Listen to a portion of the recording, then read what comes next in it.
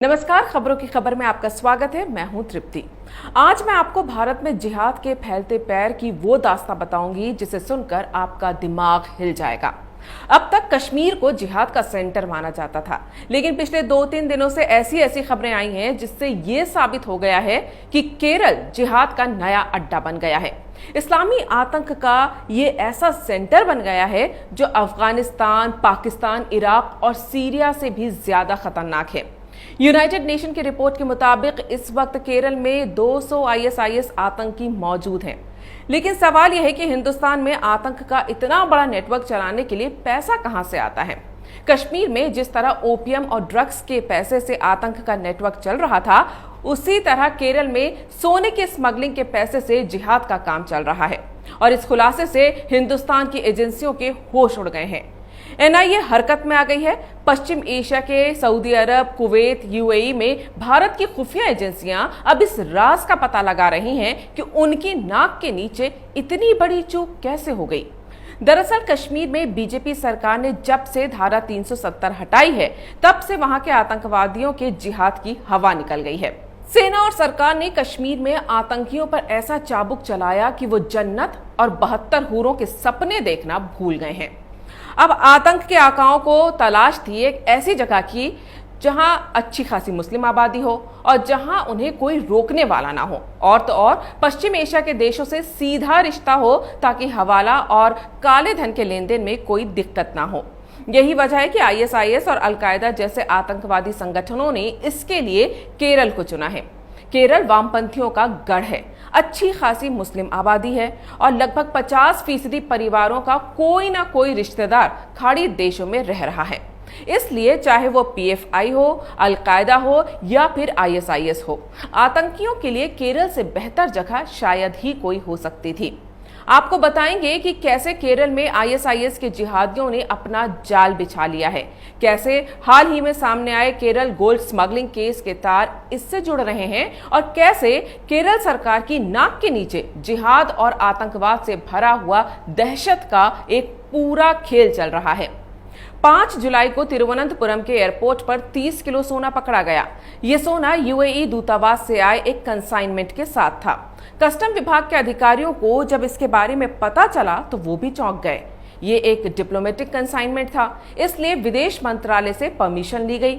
इसके बाद यूएई वाणिज्य दूतावास के पब्लिक रिलेशन अधिकारी सरित कुमार की मौजूदगी में जब उसे खोला गया तो उसमें घरेलू इस्तेमाल की चीजों जैसे टाइल्स, पाइप्स वगैरह में 30 किलो सोना भरा हुआ था, जिसकी कीमत लगभग 15 करोड़ रुपए है। कस्टम अधिकारियों ने सामान लेने आए सरित कुमार को हिरासत में ले लिया, लेकिन पूछताछ में उसने बताया कि वो लगभग 1 साल पहले तक वाणिज्य दूतावास में पब्लिक रिलेशन ऑफिसर के तौर पर काम करता था, लेकिन अब वो दूतावास का कर्मचारी नहीं है, वो दुबई में भी काम कर चुका है। इतना ही नहीं, उसने बताया कि वो लगभग 1 साल से हवाई अड्डे से इस तरह का सामान ले जा रहा था। मतलब ये सिर्फ एक कुरियर बॉय का काम कर रहा था। वो एक मोहरा था जो अपने आकाओं के लिए सामान को यूएई से भारत लाया करता था। लेकिन जब उससे पूछताछ हुई, उसने एक के बाद एक नाम लेने शुरू किए तो केरल ही क्या, दिल्ली की बड़ी बड़ी एजेंसियां हिल गईं। उसने अपने एक सहयोगी का नाम बताया, स्वप्ना सुरेश। ये केरल सरकार में एक आईटी विभाग में काम करती है, लेकिन इसके रिश्ते कम्युनिस्ट पार्टी के कई बड़े नेताओं के साथ थे। यहां तक कि ये मुख्यमंत्री की भी करीबी है। इसका अपॉइंटमेंट केरल के मुख्यमंत्री पी विजयन के चीफ सेक्रेटरी एम शिवशंकर की सिफारिश पर हुआ था। सत्ता से इसकी नजदीकी इतनी ज्यादा थी कि जब केरल गोल्ड स्मगलिंग मामले में इसका नाम आया तो चीफ मिनिस्टर के ऑफिस से दबाव बनाया गया कि स्वप्ना का नाम केस से हटा दिया जाए।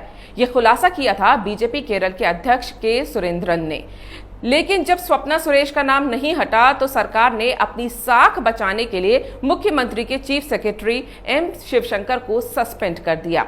जब एनआईए ने स्वप्ना सुरेश के बारे में जानकारी जुटाई तो कई हैरान करने वाली बातें सामने आईं। स्वप्ना अबू धाबी में पैदा हुई और वहीं पली बढ़ी है। उसने अबू धाबी के एक बिजनेसमैन से पहली शादी की थी, जिससे उसकी एक बेटी है। लेकिन वो बिजनेसमैन कौन है, ये अब भी एक राज है। कहा तो ये भी जा रहा है कि स्वप्ना सुरेश ने पहली शादी के बाद ही अपना धर्म परिवर्तन कर लिया था और इस्लाम धर्म अपना लिया था। स्वप्ना सुरेश नौकरियां बदलने में माहिर थी। पहले ये अबू धाबी के एयरपोर्ट पर काम करती थी, लेकिन पहले पति से तलाक के बाद ये केरल के तिरुवनंतपुरम में आ गई। 2 साल तक इसने तिरुवनंतपुरम में एक ट्रैवल एजेंसी में काम किया। फिर 2013 में उसकी एयर इंडिया SATS में नौकरी लग गई। एयर इंडिया में उसने कथित तौर पर अपने साथ काम करने वाले कर्मचारी को झूठे यौन उत्पीड़न के मामले में फंसाने की कोशिश की। यह भी पता चला कि उसके एजुकेशन सर्टिफिकेट्स और डिग्रियां भी फर्जी हैं। 2016 में धोखाधड़ी के एक मामले में स्वप्ना का नाम सामने आया था। इस केस में क्राइम ब्रांच ने उसकी जांच शुरू की तो स्वप्ना वापस अबू धाबी चली गई। अबू धाबी में वो UAE काउंसलेट में नौकरी करने लगी। यहाँ रहते हुए उसने कई बड़े लोगों से पहचान बढ़ाई। इंग्लिश, अरबी और मलयालम बोलने वाली स्वप्ना बड़े होटलों में होने वाली पार्टियों में अक्सर शामिल होती थी। पुलिस का कहना है कि पिछले साल इसे UAE काउंसलेट की नौकरी से निकाल दिया गया था, जिसके बाद केरल आकर उसने M शिवशंकर की मदद से IT डिपार्टमेंट में नौकरी हासिल की थी। लेकिन सोने की तस्करी का ये खेल वो पिछले 1 साल से कर रही है। बताया जा रहा है कि पिछले 1 साल में लगभग 100 किलो सोना स्वप्ना की मदद से स्मगल कर केरल लाया गया है। जुर्म की दुनिया में स्वप्ना को डील वुमेन के नाम से जाना जाता है। सोना मंगाने के लिए ये मॉडल्स और एक्ट्रेसेस का भी इस्तेमाल करती है। जुर्म की गलियों में स्वप्ना को खूबसूरत, रसूखदार और घमंडी डील वुमेन के तौर पर देखा जाता है। लेकिन पुलिस की कस्टडी में आते ही इस स्वर्ण सुंदरी का रंग ही उड़ चुका है। रसूख काम नहीं आ रहा। NIA के शिकंजे में फंसने के बाद सारा घमंड चूर चूर हो चुका है। सवाल यह है कि बेखौफ होकर 1 साल से करोड़ों रुपए के सोने की तस्करी कर चुकी ये डील वुमेन क्या बिना सरकारी संरक्षण के काम कर सकती थी? आखिर सोने की तस्करी के पैसे का इस्तेमाल कहां होता है? तो इसका जवाब है टेरर फंडिंग में। कैसे? तो इसके लिए इसी मामले में गिरफ्तार KT रमीज के बारे में आपको जानना पड़ेगा, जिसे NIA ने पूरे केस का किंगपिन बताया है। NIA ने अपनी रिपोर्ट में कहा है कि KT रमीज के तार टेरर फंडिंग से जुड़े हैं, जिसके रिश्ते देश हित के खिलाफ काम करने वाले कुछ देशद्रोहियों से हैं।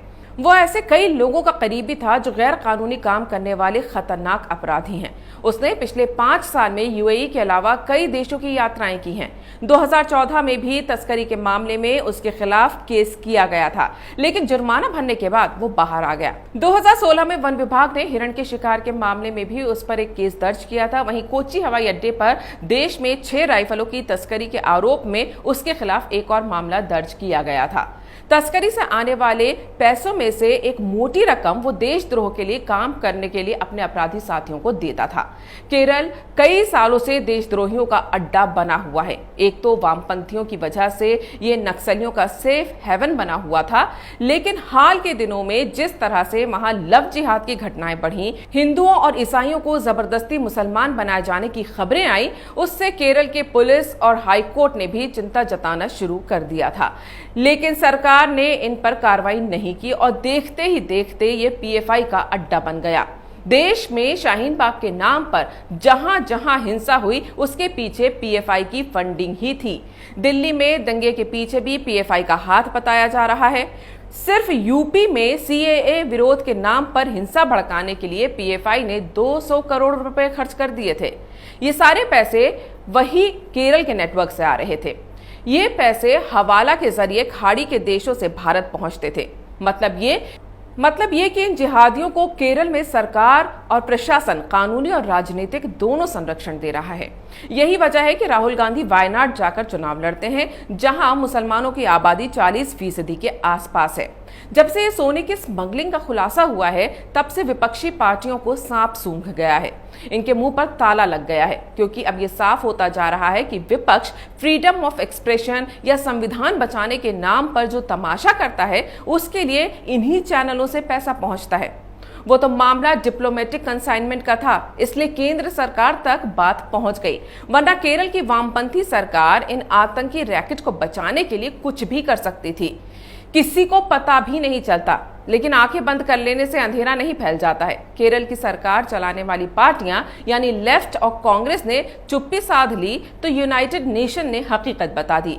2 दिन पहले ही आतंकवाद पर यूनाइटेड नेशन की एक ताजा रिपोर्ट आई, जिसमें साफ साफ लिखा है कि केरल और कर्नाटक में 180 से 200 के बीच इस्लामिक स्टेट के आतंकी मौजूद हैं और अलकायदा भारतीय उपमहाद्वीप में हमले की साजिश कर रहा है। यानी यूनाइटेड नेशन भी भारत को आगाह कर रहा है कि वो केरल पर नजर रखे, जो आईएसआईएस का नया अड्डा बनता जा रहा है। ये आईएसआईएस की विचारधारा वही है। वो हिंदुस्तान को भी एक इस्लामिक मुल्क बनाने की योजना पर काम कर रहा है। कई सालों से केरल में आईएसआईएस एक्टिव है। हाल में ही श्रीलंका में चर्च पर हमला हुआ था, उसके भी तार केरल से ही जुड़े थे।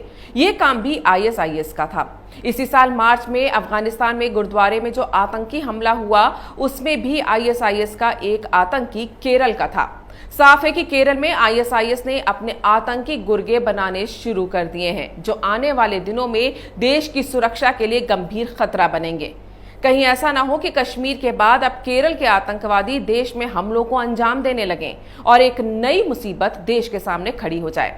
सवाल यह है कि क्या केरल की वामपंथी सरकार सोई हुई है, जिसे भनक तक नहीं है कि उसके प्रदेश में भारत का सबसे बड़ा आतंकी जाल बुना जा रहा है। सरकार को सबसे पहले आतंकियों की फंडिंग रोकने के लिए योजना बनाने की जरूरत है।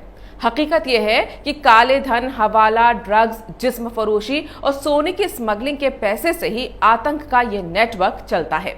आतंक को खत्म करने के लिए सबसे पहले इन्हीं को ही खत्म करना होगा। खबरों की खबर में फिलहाल इतना ही। अगर आपको ये वीडियो पसंद आया है तो इसे लाइक करें, शेयर करें और कैपिटल टीवी को सब्सक्राइब करें।